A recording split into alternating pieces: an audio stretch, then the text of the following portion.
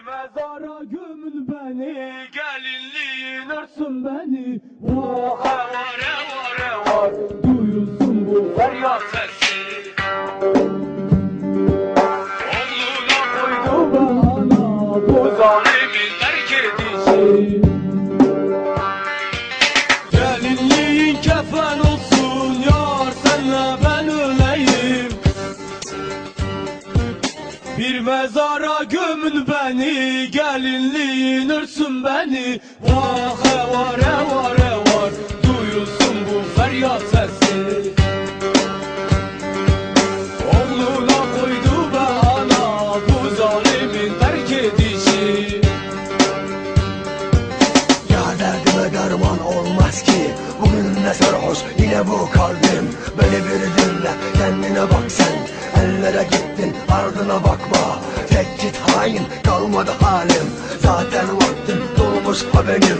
Elim piçiyle oldu mu güzelim. Beni sen yarım bıraktın işte.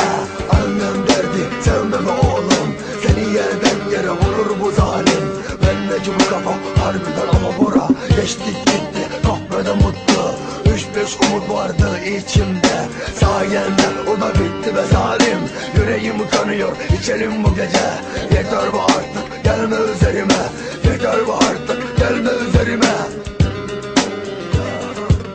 Gelme üzerime.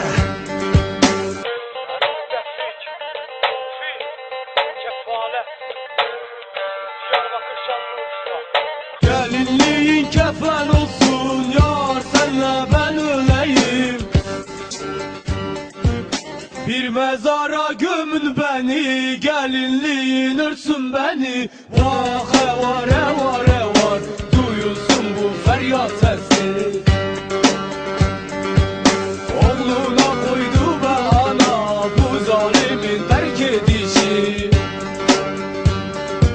Ne kadar çile varsa üstümde, İlkbaharımda bile öldüm ben.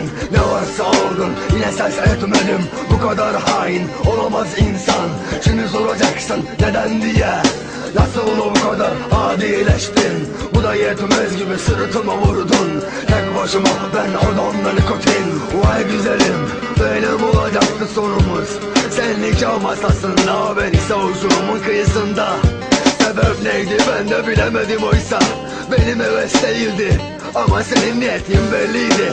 Ama sana saygım sonsuz. En azından bana yaşama gücü verdin. Acını verdin, derdini paylaştın. Her alemde adımı sayıkladın. Ama lakin yanlış yaptın. O giydiğin gelinlik sana inşallah kefen olur. Allah'ım yardım et, öpük öldü.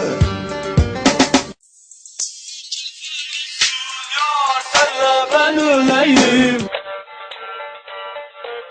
Bir mezara gömün beni, gelinliğin örsün beni. Vare vare vare var, duyulsun bu feryat sesi. Oğluna koydu bana bu zalimin terk edişi. Gelinliğin kefen olsun yar, senle ben öleyim.